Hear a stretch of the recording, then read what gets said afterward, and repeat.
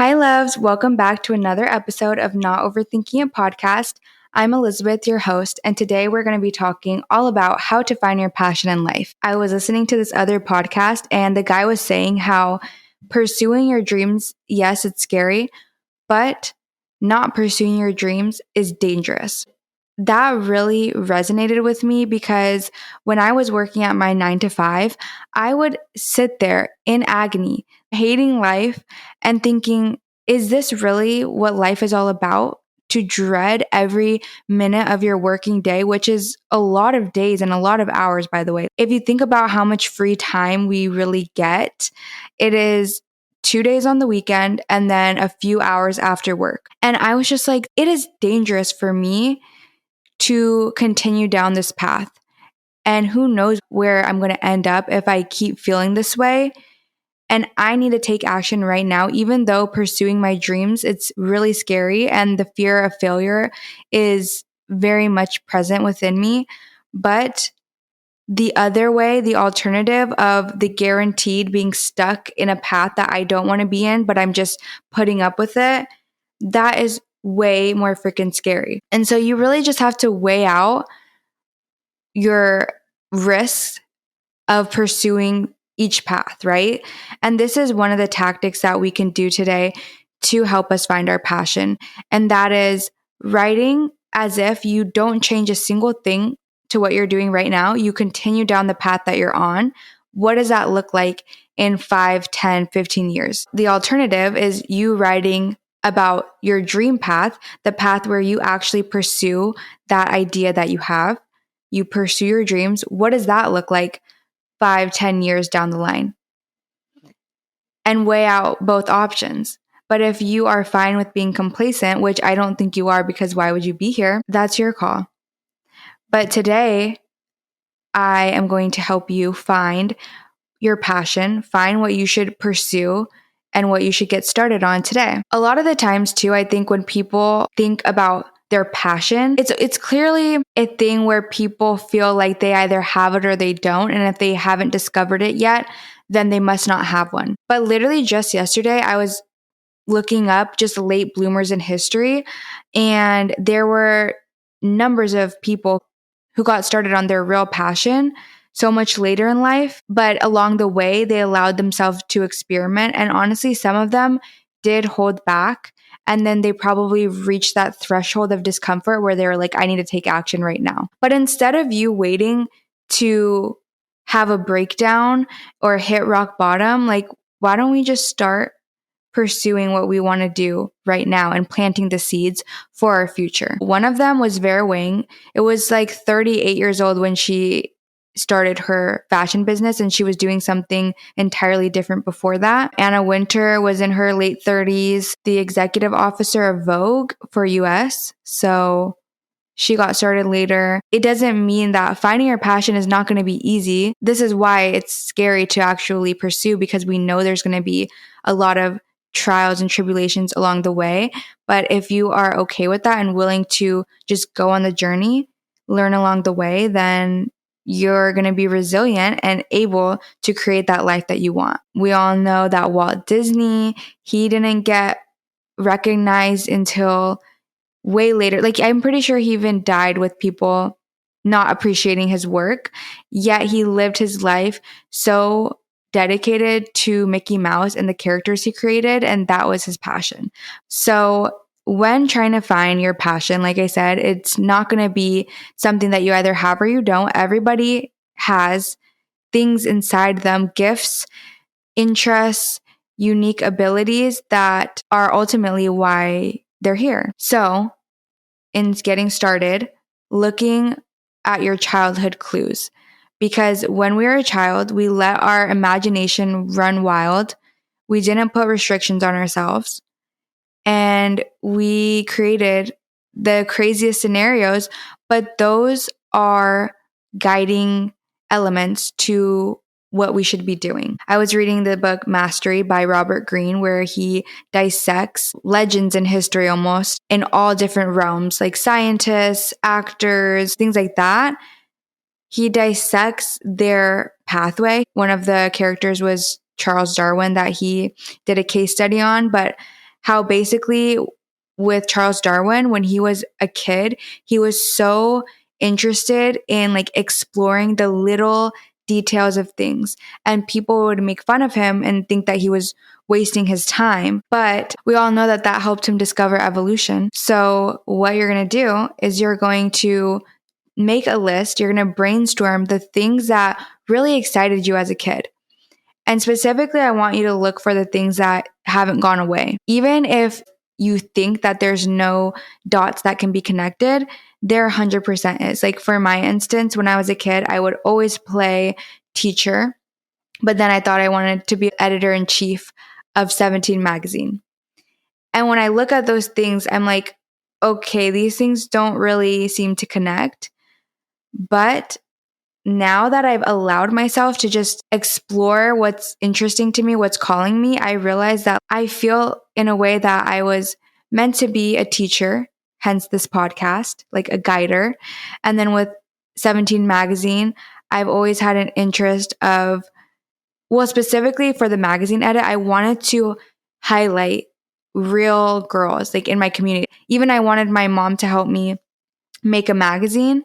And I was like, I want to feature my friends on there. I want to show real people. And I was 12 years old when I was telling her this. And now I look and I have Girl Gains. One of our core values is inclusivity and showcasing all types of bodies, all types of fitness levels and ethnicities and etc. So there can be a bunch of things that you're interested in, and you can find a way to have them come together. So write down the list of the things from your childhood that can guide you. Even if you don't connect the dots right now, just take a moment. From then, you're going to see what still interests you to this day. Because maybe you're like, oh, I wanted to be an astronaut, but I literally don't care anymore. Okay, what is it that you actually care about? What attracts your attention? What are some, even think about, this could be on another note, thinking about people that kind of trigger you a little bit or they make you jealous, because jealousy is an indication that somebody has something that you want, but you don't have. And so that could also be a guider towards what it is that you're meant to do. For example, your friend is in film school and then you felt a little bit jealous. Okay, is it because that you want to be in the film industry, but you haven't taken that leap yet? What is it about that that's pushing your buttons a little bit? Another note for that is, what do people go to you for? Even ask your friends what they value about you, what traits they like about you. Me and my friends did this the other day. I feel like I have this conversation so often with people that I honestly just want everyone to pursue their passion and make their dreams come true, because it's so possible. So the other day I was with my friends and we went around and we're like, okay, how would you describe us? Like, what energy do we give you and what do you go to us for? And one of my friends is super compassionate, a really good listener. She's also really good at making people feel seen. And she's kind of going through a new period in her life where she's like, okay, I was doing fitness, I was coaching, but I don't want to do that anymore. I thought that was my passion, but it's not. And so now I feel a little bit lost. This is the whole beauty of experimenting. In the path of finding what your real passion is, you might dive into little things here and there. You might fully think, oh, I found it. This is my passion and this is what I'm going to do the rest of my life. But you reach a burnout or you become uninterested. And then you're like, okay, well, now I'm having an existential crisis. Like, I don't know what I want to do. But with her, I told her, okay, what elements of coaching did you like? And what about it did you not like? And how can you move forward in your next chapter in an attempt to get closer to what you really want to be doing? I'm sure that her clients felt that comfort for her, and that's why they were drawn to her. So in this next chapter, where and how can she still create that comfort among her audience as she's grown? And in your case, whatever it is, maybe you're an entertaining storyteller. What can you do with that to get started and just explore what that might look like? Can you get on Substack and start writing articles for people to read? Maybe start a podcast? There are so many avenues, and it's just about getting started, honestly, and picking something, committing to it for, say, 3 months, giving your true all. I want to make a separate video about this, but planning out what it is that you're going to be doing weekly. So if it's starting a podcast, all right, compile the list of topics, start to story block your pieces, identify what it is that you want your audience to feel, create your whole brand kit, etc. A really great activity that one of my friends actually mentioned to me, getting out a journal, or you could do this on Canva, wherever. You are going to create a brand from scratch. If you could start any business with infinite money, what would it be? Get so creative with it. You're going to decide the name, the colors, the packaging, the tone of the branding that you're going to be using, and let your brain just wander. If this takes you days, let it take days. But sit there with your empty canvas and just think about all the components of this business that you want to create. And it even could not be a business that you plan to create, but at least this will help you when it is time to create the brand that you want to build. And with that, this requires you to let yourself be bored. Boredom is so necessary, because what are you going to actually create when you're overstimulated, when you're scrolling through social media? You're just distracting yourself. You're not giving your original thoughts any chance to marinate and grow. So let yourself be bored. The next time you're just fully bored, even at work, I would be so bored because I was done with my tasks, just sitting at my desk. And instead of scrolling, this was when I was just getting so fed up with being in corporate. I would literally just brainstorm all the things that I wanted to talk about, that I wanted to make content about. And that's what I would do on my free time. So I embraced the boredom. I was listening to this TED talk, and the lady was saying that we shouldn't run from boredom. And she, in fact, created her business during COVID because she was just free all day. And she was like, okay, I'm either going to binge watch another Netflix show, or I'm going to actually get something planted. And I really loved that perspective. And I started my brand in COVID as well, because I just had all the time in the world. So getting creative, allowing yourself to be bored, asking your friends what it is that they admire in you, what they go to you for. Even with my friends, if they went up to me, each and every one of them, if they were like, Elisabeth, I want to start a business, what should I do? I could recognize the strengths in all of them and be guiding them towards ideas of what they could do. So if you have any creative friends, or even, hey, if you want to come to me, come in my DMs and tell me what it is, a little bit about yourself, I would love to help you brainstorm different ideas that you could pursue. And I know I'm talking a lot about business, but finding your passion doesn't need to be about starting your own business. If anything, at the root of it, it's about what it is that you're trying to create in this world with your unique abilities.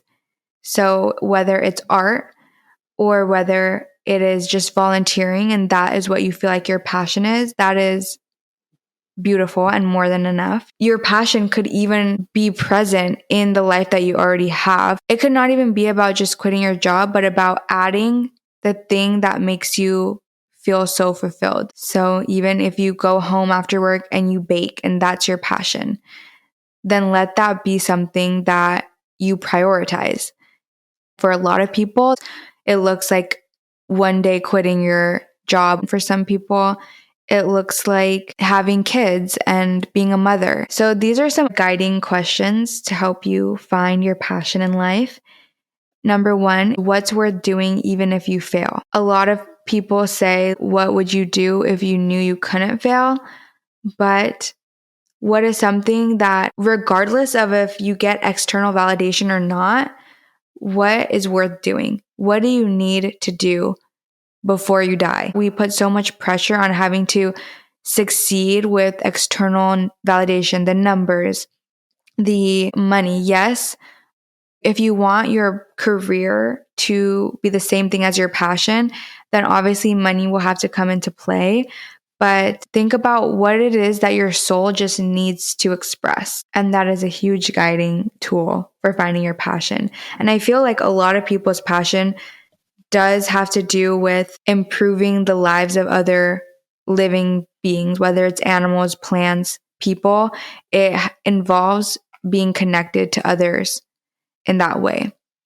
And so you can ask what it is that you are trying to help, what you are trying to improve for somebody's life or something's life. And there's this quote that I really like as well, and it's that the person you are most qualified to help is your younger self. When in doubt, what did your younger self need of you? What did your younger self struggle with? And is that something that maybe you can help other people with where you were once in their shoes? I always think about my 17-year-old self and how insecure she was. And that's such a big reason why I started my business and my podcast. Honestly, I feel like I'm talking to her through what I create. And so that to me is worth doing even if I fail. And I trust that when I speak from the soul, when I have good intentions, I know that the right people will receive that. And to me, that in itself is just super rewarding. You can also ask yourself, if you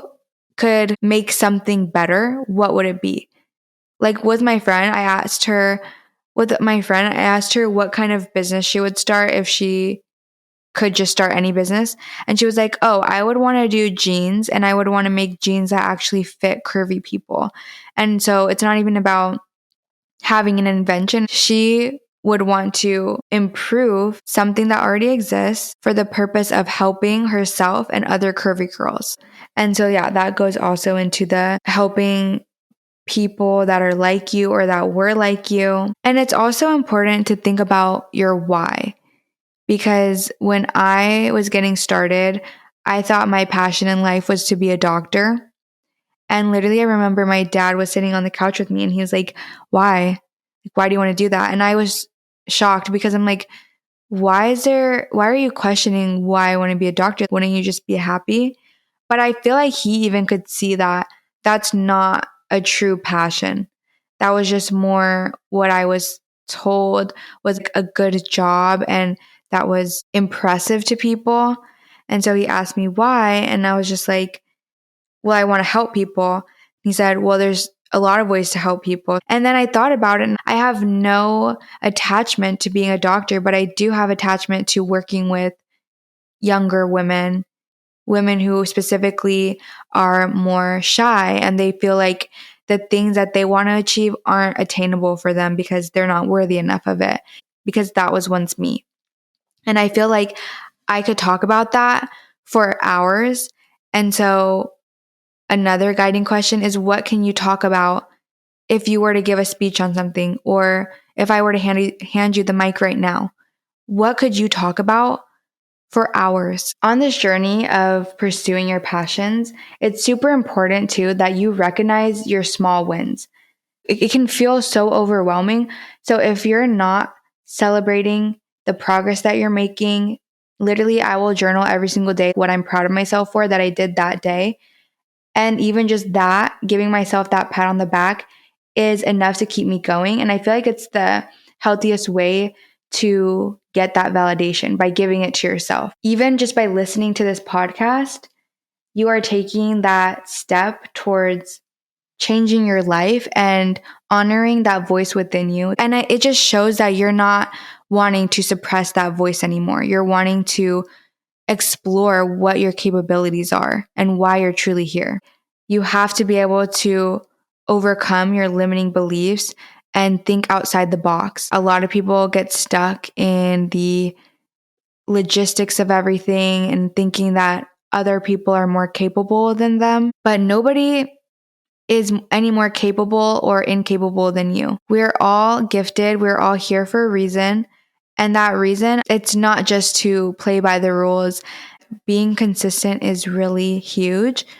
So if your next step, you create your vision plan and you get to taking action, you have to commit to that for at least a certain number of months until you can pivot or until you can take that as feedback. Say you're starting your podcast and it's been 3 months and you have 0 listens, you feel really discouraged. In that case, it's more about the feeling of what you're doing rather than the results.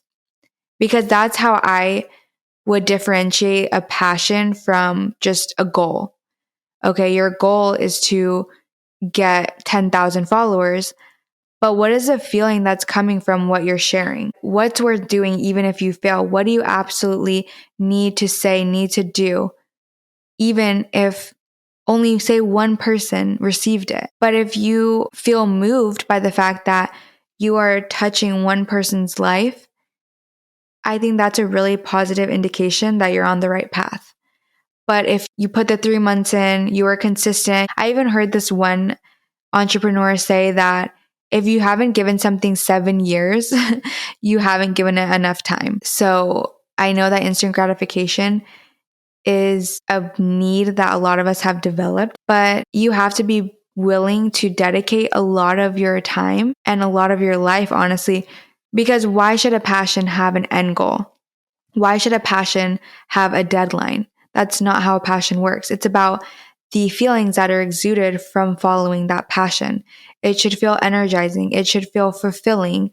It should feel like if that got taken away from you, then you would feel like something in your life is missing. You do want ways to measure progress, but try to make that more internal than external. Going back to the example of the podcasting, if after 3 months you have 0 views still, 0 listens, and you feel like it was all a waste of time and you don't feel good and you don't think this is what you want to do anymore, then I don't think that's your passion. But good on you for letting yourself explore and think about what about it did you enjoy?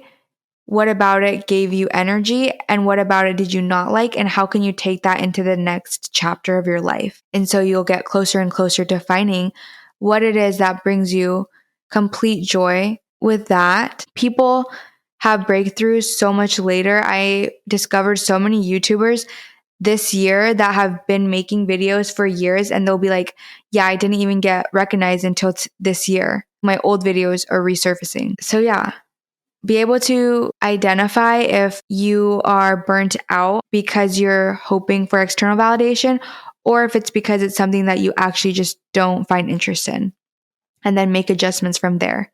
But everything is a learning lesson and will guide us one way or another. Trust the timeline of your life.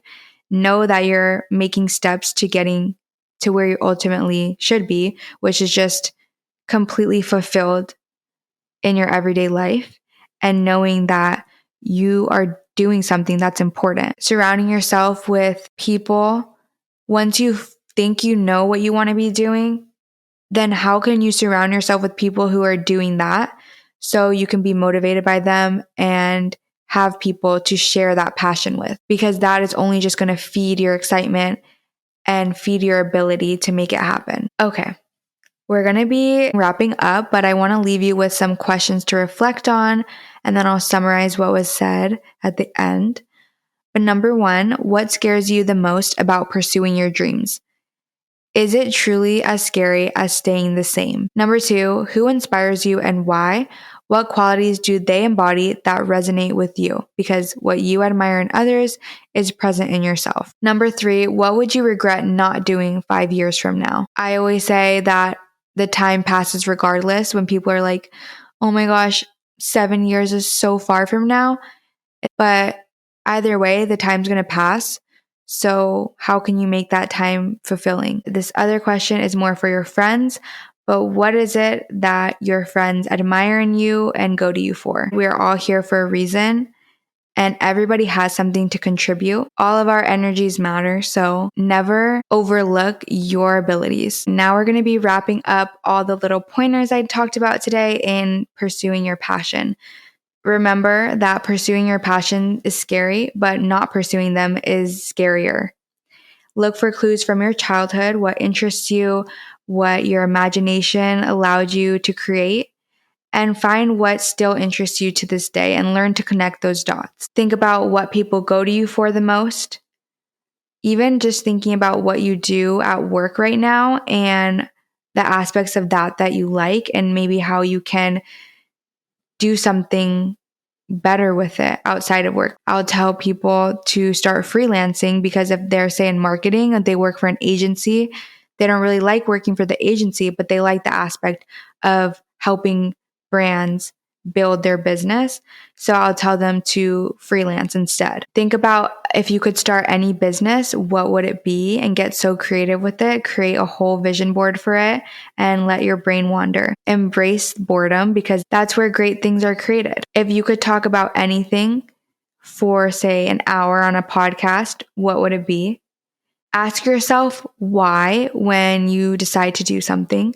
And remember that the person you are most qualified to help is your younger self. Be consistent, whatever it is that you are planning to commit to for the next few months.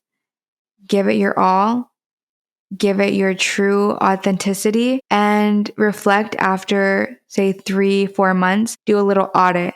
What did you enjoy? What did you not? What brought you fulfillment? And then think about how you can move forward. When in doubt, how can you help younger you today? Every successful person started by just taking the first step. What's one thing you can start today that will change your life? And always remember, your authenticity is your power. See you.